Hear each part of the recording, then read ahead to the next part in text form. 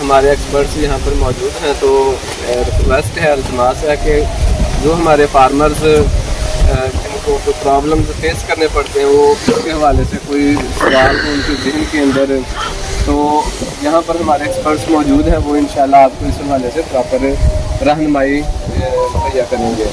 तो किसी दोस्त के जहन में कोई सवाल हो तो वो बिला झिझक कर सकता है।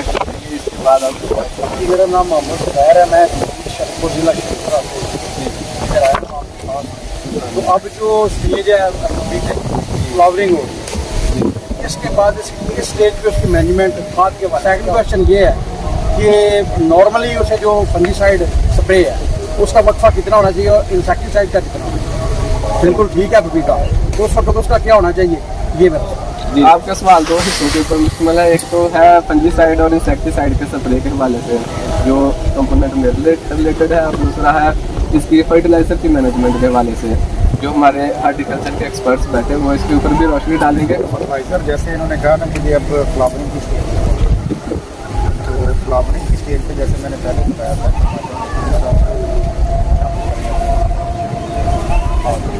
और इसके साथ साथ पोटाश का इस्तेमाल और नाइट्रोजन के साथ, इससे आपकी एक तो फ्रूट सेटिंग और दूसरा ये है कि आपकी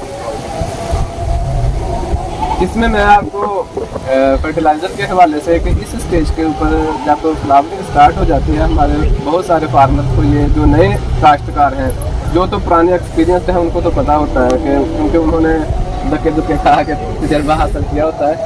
लेकिन जो नए काश्तकार जो फर्स्ट टाइम लगाते हैं ना, उनको प्रॉब्लम आता है कि इसकी होती है दो तरह की ग्रोथ। एक होती है वेजिटेटिव ग्रोथ जो इसकी कद काठ बनाती है, और दूसरी इसकी होती है रिप्रोडक्टिव ग्रोथ जिससे फिर फूल बनता है, फूल से वो फल के अंदर कन्वर्ट होती है। तो कुछ खाद्य हैं जैसे नाइट्रोजन फर्टिलाइज़र वगैरह, ये उसकी जो वेजिटेटिव ग्रोथ है ना उसको ये बेहतर करती हैं। बहुत सारे फार्मर जो है ना वो नाइट्रोफास डाली जा रहे हैं कि हमारा पौधा देखने में लश ग्रीन नज़र आए तो वैसे फार्मर खुश हो जाता है।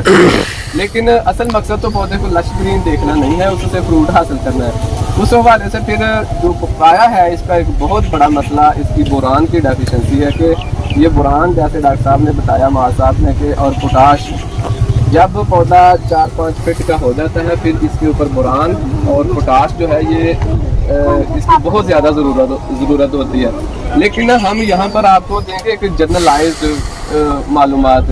हर बंदे की जो मैनेजमेंट होती है ना वो मुख्तलिफ होती है कि उसने खाद कितनी डालनी है, पानी नहरी में लगाना है या दूसरा खाल का अपना ट्यूबवेल का लगाना है। तो इस तरीके से वो फिर जो स्पेसिफिक एरिया होता है उसके लिए फिर इंस्ट्रक्शंस भी स्पेसिफिक हो जाती हैं। और जो जर्नलाइज्ड है वो ये है कि ये जर्नलाइज्ड है कि जब आपके पौधे की ग्रोथ अच्छी हो रही है तो आपने उसके ऊपर बोरान का स्प्रे भी करना है और उसको फ्लड भी करना है। तो दूसरे नंबर के ऊपर ये है कि जो पोटाश है, ये दोनों खादें ऐसी हैं जो इसकी वेजिटेटिव ग्रोथ है ना, जो इसकी कद काट उसको फिर ये फूल और फल के अंदर ले जाती है। एक पौधे के ऊपर कम से कम 2-2.5 मन फल लगता है एक सीजन के अंदर। तो इसके अंदर सबसे ज़्यादा जो रोल होता है ना फ्रूट से फल में कन्वर्शन का, वो बोरान का और पोटाश का होता है। तो इस स्टेज के ऊपर जो है ना बोरान और पोटाश, और इसमें और बाकी चीज़ें भी हैं, मैग्नीशियम भी है, कैल्शियम भी है, वो फिर इसके जो बहुत सारे मार्केट के अंदर मिक्सचर पड़े हुए हैं जिनके अंदर ये सारे तकरीबन 17 किस्म के मैक्रो और माइक्रो न्यूट्रिएंट्स है। अज्जाए सगीरा जिनको कहते हैं और अज्जाए कबीरा।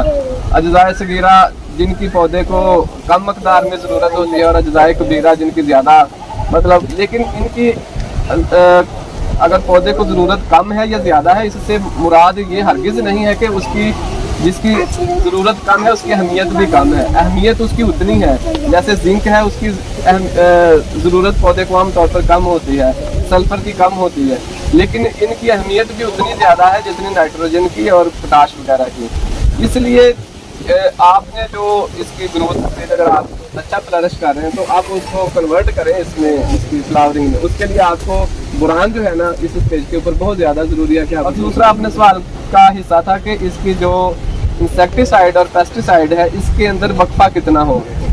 इसके ऊपर देखिए ये डिपेंड करता है मौसम के ऊपर कि अगर तो मौसम कीड़े के लिए, बीमारी के लिए साजगार है तो फिर तो आप एक दिन छोड़ के एक दिन भी स्प्रे के ऊपर आपको करना पड़ेगा। इसमें बहुत सारे फार्मर ऐसे हैं कि जो फंजीसाइड और इंसेक्टिसाइड है उसको मिला के कर देते हैं। मैंने इसके ऊपर मेरी जाती एक्सपेरिमेंटेशन की है, उससे पौधे के अंदर ना एक स्ट्रेस क्रिएट हो जाती है, फिर पौधा उस तरीके से वो फ्लरिश नहीं करता। ये ऐसे ही है कि जैसे एक बच्चे को आप ओवरडोज कर दें और उसकी वो कैपेसिटी ना हो बर्दाश्त करने की, तो सबसे बेस्ट ये है कि आप जो है ना स्प्रे अलग ही करें, क्योंकि बहुत सारे स्प्रे तो एक दूसरे के साथ मिलके बेहतर रिजल्ट पैदा कर देते हैं, लेकिन बहुत सारे हैं जो नेगेटिव इफेक्ट हो जाता है उनका। ये एक लंबी कहानी है, मैं इसकी डिटेल में नहीं जाता। आप इसके जो है ना अगर बारिश वगैरह आती है और कीड़ा आपको नज़र आ रहा है वाइट फ्लाई, तो उसका करें। फंजीसाइड जो है ना वो आपको नज़र नहीं आएगी, फंगस आपको उस वक्त नज़र आएगी जब वो पहले उसके पौधे के सिस्टम में एंटर होती है, वहाँ पर स्टैब्लिश होती है, फ्लरिश करती है, वो उसकी वेन्स को, रगों को जब ब्लॉक करती है, फिर उसकी अलामात ज़ाहिर होती हैं कि वहाँ पर वो स्पॉट बन जाता है।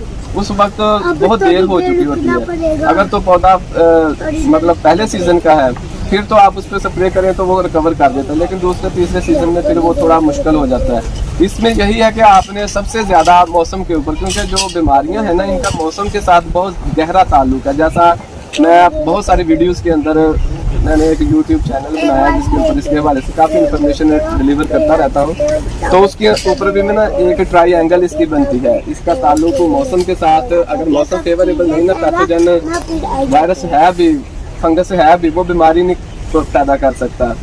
और दूसरा नंबर वैरायटी हाइब्रिड जो है वो अगर रेजिस्टेंट है बीमारी के खिलाफ, फिर भी अगर पैथोजन आ जाता है, इर्द गिर्द से कोई कीड़ा लेके आ जाता, फिर भी बीमारी नहीं हो सकती, और अगर मौसम में साजगार नहीं फिर भी नहीं हो सकती। इसलिए ये दो तीन इसके हवाले से ये थोड़ा सा मतलब ट्रिकी है, इसको विजिलेंस इसके ऊपर बहुत ज़्यादा ज़रूरी है कि आप